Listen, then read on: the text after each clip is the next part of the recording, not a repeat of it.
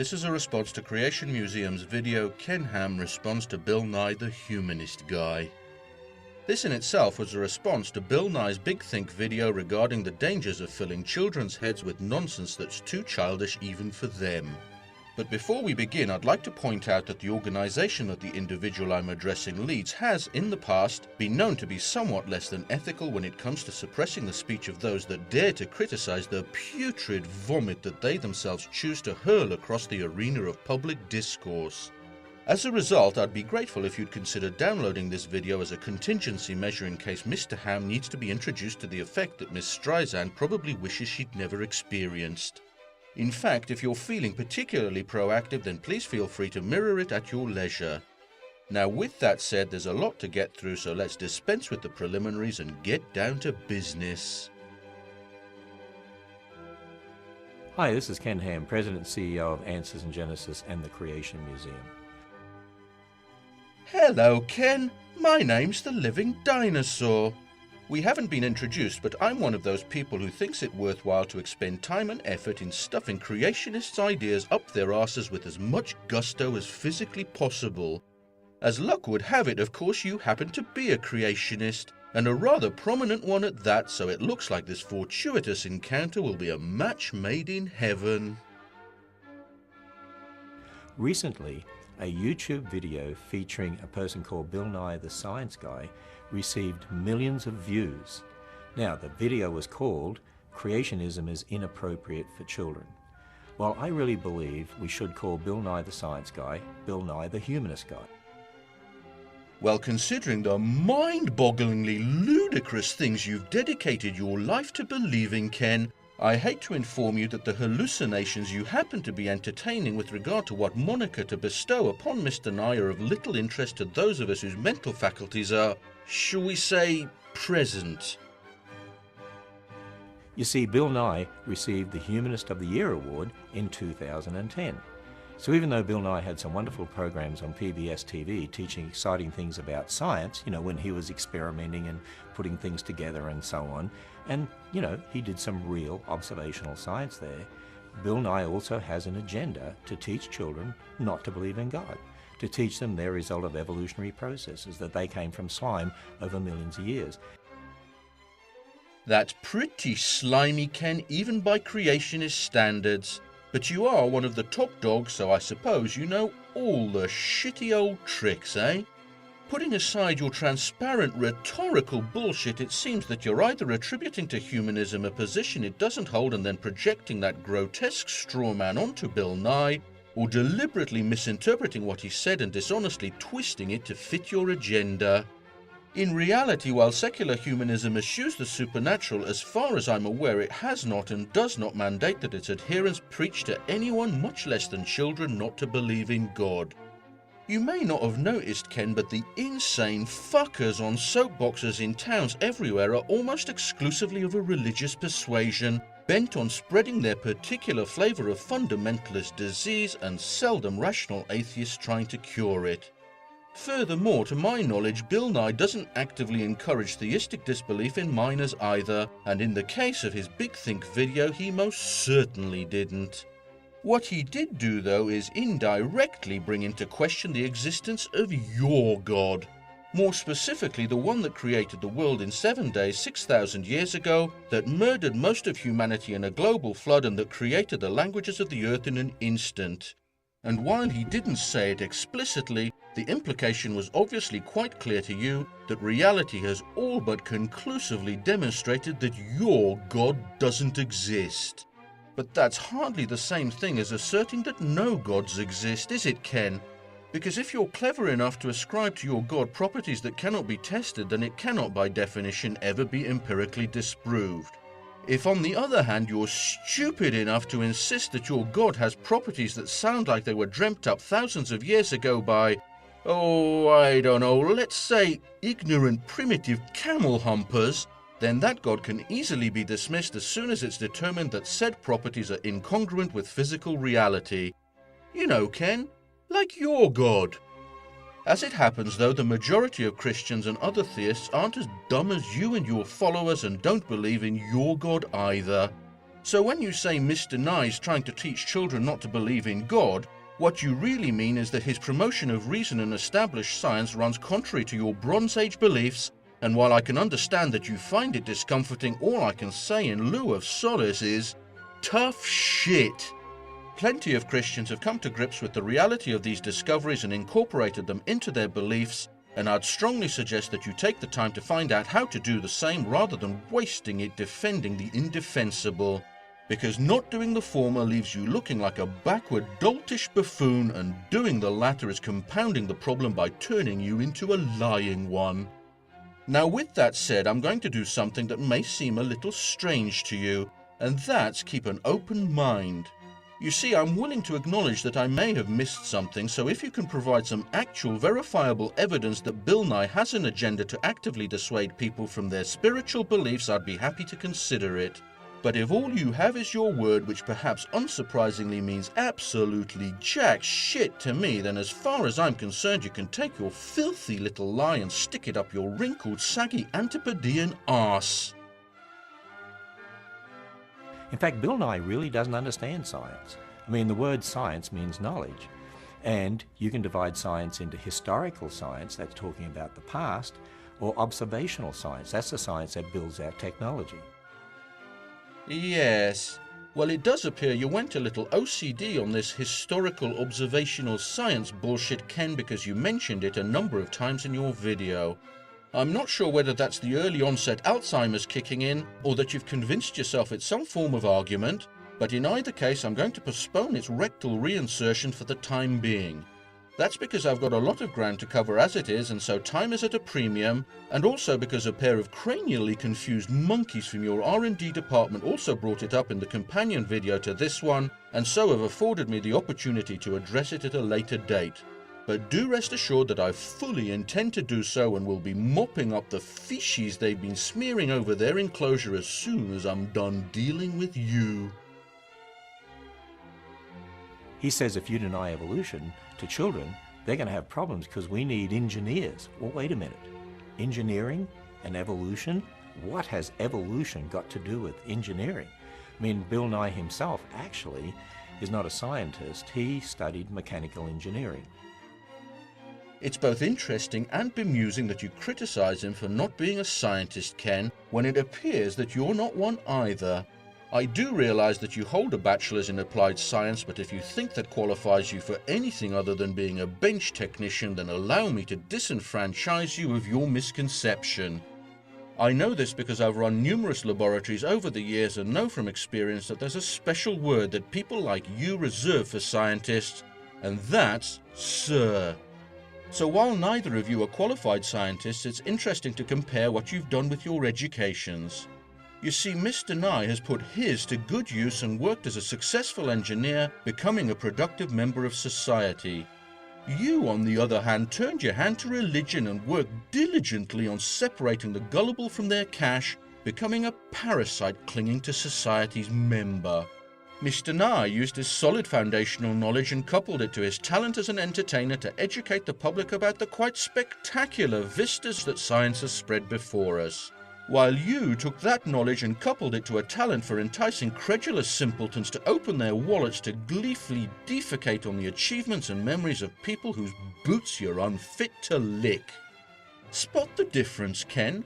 You see, it takes one kind of person to use a basic knowledge of a subject to inspire others, and it takes quite another to take the same rudimentary knowledge, callously discard it, and have the astounding arrogance to proclaim that he knows better than countless thousands of brilliant researchers who've dedicated lifetimes to studying the same subjects. Humility is just a collection of letters to people like you, isn't it, Ken? And as for what evolution has to do with engineering, Well, we'll get onto that after we listen to what you squeezed out next. And he worked for Boeing at one stage. I hope he did not apply his evolutionary principles to any of Boeing's airplanes, because if he did, I wouldn't want to be flying in them. I don't want to fly in something that was built by chance random processes. What do you think, all the parts, just lay them out there on the runway and they come together or something? No, of course he didn't apply his evolutionary ideas to his engineering at Boeing, otherwise we'd be in real trouble. I'm not going to spend much time going over your grotesque straw man there, Ken, because I know you're more than aware of why your analogy is as flawed as a virgin after a gangbang. I'm sure you're aware that no one apart from a lying creationist turd would insist that evolution is a random process, because I'm sure that someone has at some point explained natural selection to you. And I'm also sure that you're aware that airliner parts don't reproduce with variation and so cannot evolve, and that no one has ever suggested that evolution occurs via the instantaneous assembly of disparate parts. Yet despite all this, you continue to make and attack this shoddy and deliberately inaccurate parody of evolution, presumably as a surrogate for all the legitimate arguments you simply don't have. As for evolutionary ideas in engineering, Ken, well, here's a prime example of how being in possession of an ego that can be measured in light years and a modesty that can be measured in plank lengths seldom results in someone looking like an iconic visionary, but instead like a supercilious bumbling fool.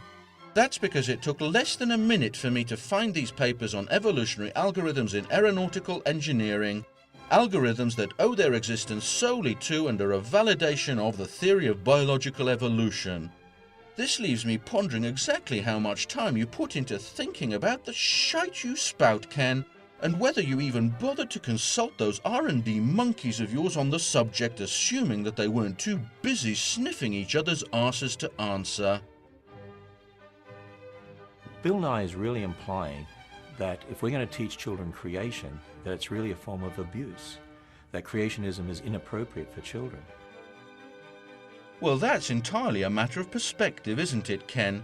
Because I don't think that Mr. Nye was saying that children shouldn't be taught about your fables as part of their upbringing or in a religious studies curriculum, but rather that your myths have no place in science class nor as an alternative to mainstream and essentially universally accepted scientific thought.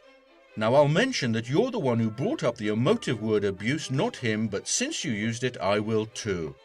I personally fully endorse the concept that teaching children primitive and demonstrably false myths as if they were fact, and then encouraging, even ordering them to discard the knowledge that has raised us from the filth of our ignorance to the acme of our civilization, is abuse.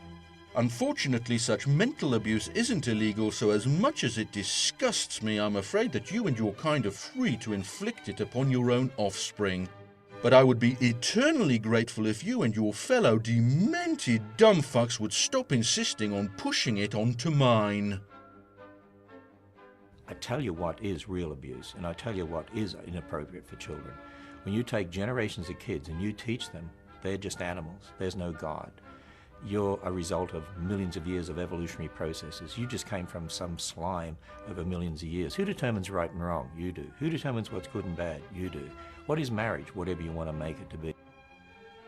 Unfortunately, Ken, the concept that your Bible contains some kind of transcendent and unalterable morality for the ages is somewhat fucked up the arse by the words it contains. And while I'm aware of the countless lame and frankly laughable ad hoc rationalizations as to why it's no longer acceptable to own and beat other human beings while at the same time being able to pig out a red lobster, the very fact that they need to be made means that in your worldview I would be forced to delegate my moral choices to people who claim to have a direct line to the big guy upstairs. Thus, in lieu of not hearing voices inside my own head and of not being able to distinguish between someone who's actually hobnobbing with his ephemeralness and one who's merely trying to pick my pocket, the only rational route as far as I can see is to do what I've always done, and that's use my own conscience. As for the psychological consequences of teaching evolution, I'm afraid that your perceived affront to our human dignity has no bearing as to the nature of reality.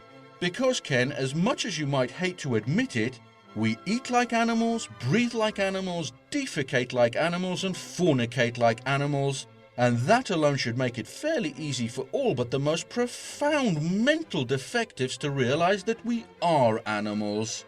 In addition, millions upon millions of pieces of evidence scream with deafening clarity to all but the most dim-witted of dumb fucks that, like other animals, we evolved from a common ancestor. I understand that you find this idea distasteful, Ken, but that's no excuse for denying it. I, for example, find it gut-churningly vile to contemplate that you and I are members of the same species, but am forced to accept the possibility as being the most likely explanation for the evidence before me.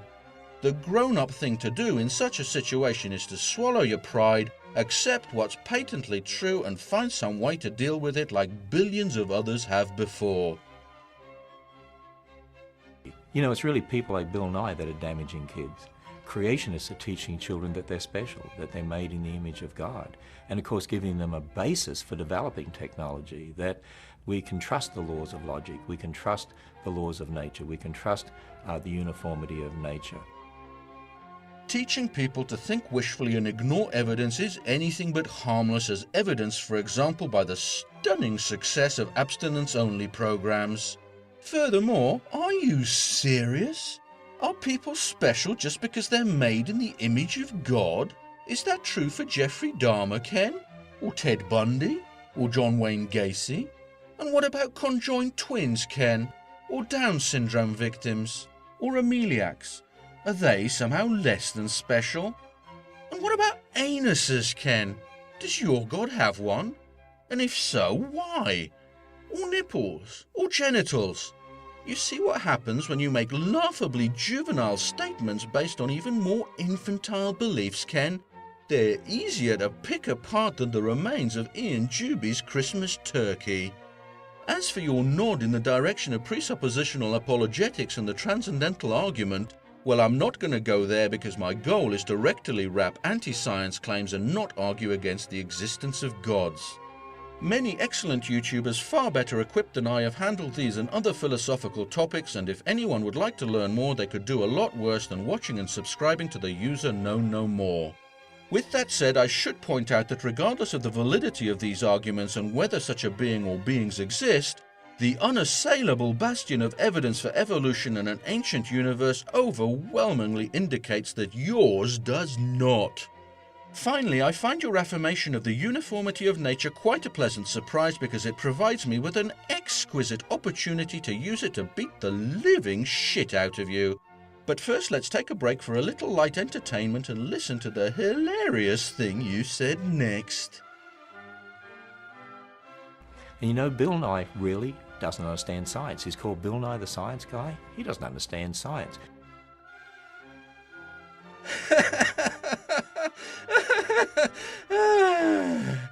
Sorry, Ken. I realised that was a bit of a cheap shot, but I maintain it was fully warranted because what I just witnessed was tantamount to a light grey kettle being badmouthed by an ebony pot that's just drifted past the event horizon of a black fucking hole. He doesn't understand the difference between observational science and historical science. I mean, he talks about the fact that, oh, we've got these ancient bones, we've got radioactivity. Wait a minute, of course we can observe radioactivity and we can experiment with it. But when it comes to bones, like dinosaur bones, you don't dig them up with labels telling you how old they are or dig them up with photographs telling you when they lived. Once again, I'll take a rain check on your little historical science fantasy and stuff it up the arses of one or perhaps both of your pet primates in a later video. Instead, let's get back to the point you made about the uniformity of nature and how I'm going to use it to be not particularly pleasant to you. You see, Ken, not only can we see and experiment with radioactivity, because of the uniformity of nature that you admitted to, we can be certain to a high degree of confidence that radionuclides behaved in the same way in the past as they do now. And in case you try and wheedle out of it by claiming you meant the past few millennia, centuries, decades, or whatever other timescale best suits your goalpost shifting, I'll point out that unlike your kind of assertions, this tenet of modern science hasn't been conveniently pulled out of someone's back passage but is supported by empirical evidence.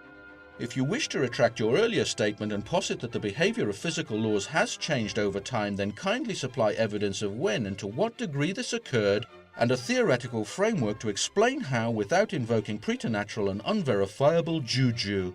Or just fuck right off. So with this established, Ken, it's an almost trivially simple task to accurately date fossils by measuring the appropriate isotope ratios in surrounding igneous layers and in some cases in igneous grains in the sedimentary strata themselves. Of course, this isn't quite the same as requiring the presence of a handwritten label or photograph, but quite frankly, only someone who's spent his adult life walking around with what appears to be a pussy clinging tenaciously to his chin while presumably thinking it looked cool would be stupid enough to demand one. Instead, for people with even the tiniest soupçon of common sense, not to mention fashion sense, the current ocean of cross-confirmatory data using multiple isotope signatures is more than enough to reasonably conclude that these dates are reliable. He doesn't teach children how to think critically. He doesn't teach them how to think about science. He wants to teach them what to think, and he confuses historical science, beliefs about the past, and observational science that develops your technology. He puts those together and doesn't distinguish between the two. Again, you'll have to wait for me to rape your assertion on historical science at a later date, but right now I'll address your equally outrageous comments on Mr. Nye's educational goals. I must say that I found this to be one of the most disingenuous parts of what is, by anyone's standards, one of the most insincere and duplicitous pieces of videography that's been flushed onto YouTube's server since Kenthoven was taken offline after discovering that not being entirely honest with the IRS is not the wisest rectal preservation strategy. You see, Ken, this is kind of rich coming from the man who's infamous for brainwashing little children with the following example of outrageous and nauseatingly repugnant shitbaggery. One of the problems we have today is that people tend to start outside the Bible, listen to what man is saying, and take those ideas to the Bible and say, how do we fit with this Bible?